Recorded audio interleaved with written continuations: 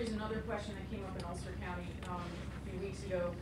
You know, Pond 1176 actually says production incentive payments by NYSERDA will be made on a percentage of New York content on the product. I think it would be very helpful for solar manufacturing companies if we could incorporate this type of language into some of the other ponds, such as 2112 or 2156. And I really urge NYSERDA to take a comprehensive look at all the ponds to try to see how we can drive New York manufacturing. Good, that's very helpful. As I said down in Ulster County, there's always a tension, and this goes back to, and Carol will remember these battles at the very beginning of the Renewable Portfolio Standard for the main tier, these big wind projects. We were deeply concerned about ratepayers spending literally tens of millions, if not hundreds of millions of dollars to help develop these wind projects and have the money flowing across the border to Pennsylvania. The lawyers, the legal response to that invariably is we have an interstate commerce clause, and that prohibits you from providing a subsidy or a benefit for in-state products. And the way we got around that, you just need to be a little more creative. The way we got around that in that case is we developed evaluation criteria which apply to all projects, whether in New York or outside of New York, so therefore it doesn't violate the interstate commerce clause.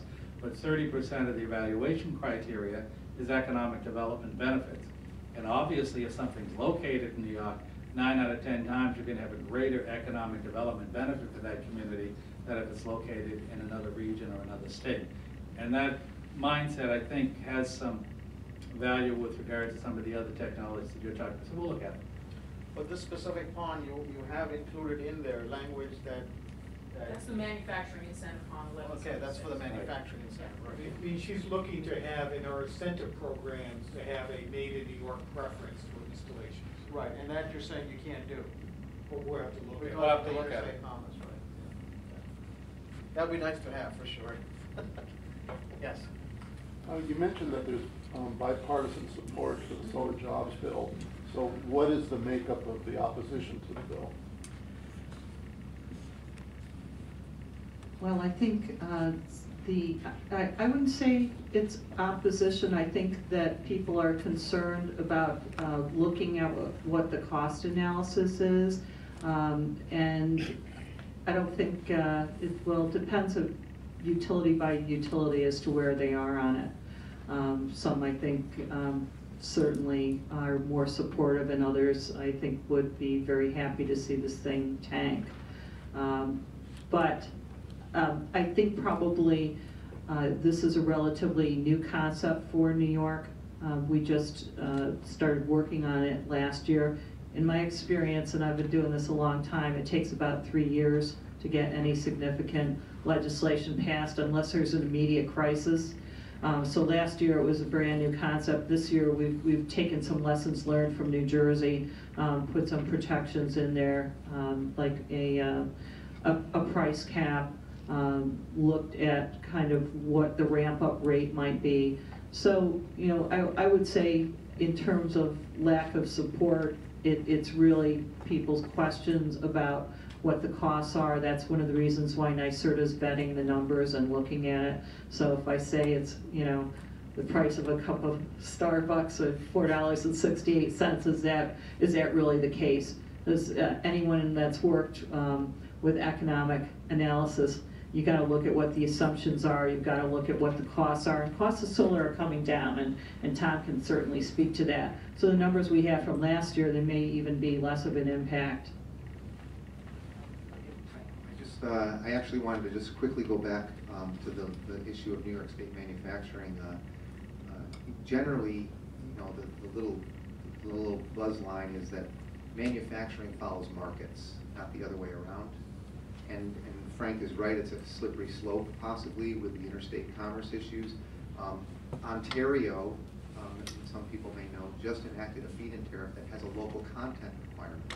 60% of the design, hardware, and labor associated with that job must have been conducted, not just in Canada, in Ontario.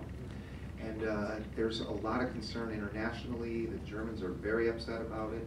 They've created this big manufacturing base, and they don't want to see themselves get locked out. So I think that, you know, that is the trick that we're trying to have here. But ultimately, Barclays Bank did a study about 3 years ago. For every megawatt of solar that's deployed, according to their calculation, 42 jobs are created. Only 10 of them are in manufacturing. So the bulk of the jobs that we would get would come from the actual design and installation of the system. So while we want the manufacturing, and I will say that, you know, based on my opening line about manufacturing follows markets, what Pradeep and his team have done here is, you know, really astounding, because they've got a manufacturing activity happening before we've really been able to build the market. And not only is it government money, but Pradeep was sharing with me the companies from all around the world that have committed to be part of this effort. And so it's good for NYSERDA, for this college here, and ratepayers and taxpayers. I'd like to bring the question back to what Randy was asking about in terms of opposition again. And then we can get back to manufacturing again, because that is a favorite pet peeve of mine for sure.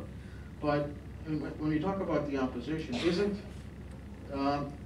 you know, in New York here, everybody here who's a New Yorker knows that they're paying one of the highest rates there is for electricity. So whether you're talking about increasing the price by a cup of coffee or whatever, we don't want any more taxes. Isn't that opposition too that you face when you try to introduce these legislations? Is that an issue? Oh, sure. And the cost of doing business in New York State is high. We all know that, and the governor has challenged all of us to make the state more competitive. You start talking about electric and gas rates, that's one of the considerations. So, yeah, cost is a concern and always has to be a concern, but how you define cost becomes very important. And it gets defined differently in different contexts. What actually gets incorporated in cost or what gets excluded can have a significant impact upon the final analysis. But in the simplest of terms, yes, cost is a concern, and watching from afar, that has been one of the big concerns about the SREC program. You hear stories on both sides. I mean, I thought Tom did a very good job of making the case from an experience in Germany. There are other people who will take that same experience and tell you, we could never afford to do what Germany did or what New Jersey did, using the same numbers, but you know, injecting different considerations, interpreting them differently. So reasonable people can differ, but you're right, cost is a concern. I just want to add something, and I'm looking right at Richard Perez. I think one of the problems is that the benefits of solar to the distribution system have not been recognized. There is a real value to it, particularly in the hot summer months when you can pay up to 1,000 megawatts for power on the spot market. If you have some nice, clean, distributed generation that's actually putting megawatts back into the system, there's a real value for that. Right now, that's not being counted at all. Right on.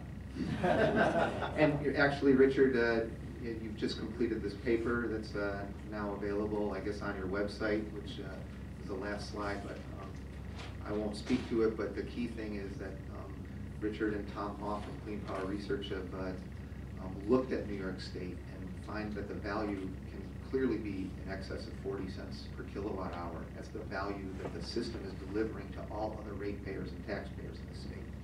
And that is our challenge.